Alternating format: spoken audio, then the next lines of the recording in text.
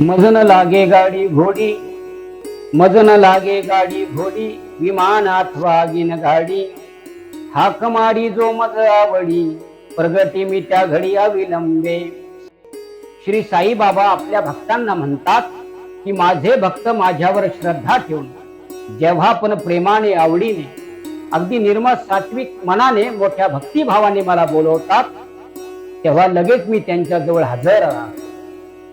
मग माझे भक्त कुठेही असो, बाबा म्हणतात मग माझे भक्त कुठेही असो, येण्या जाण्यासाठी मला काही गाडी घोडी अथवा विमान आगीन गाडीची गरज नसते.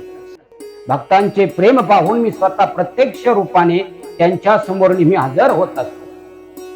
भक्तांनी मनापासून केलेल्या कळकळीची हाक, भक्तांनी मनापासून केलेली कळकळीची हाक ऐकून मी लगेच धावून त्यांना सहाय्य करतो, मदत करतो.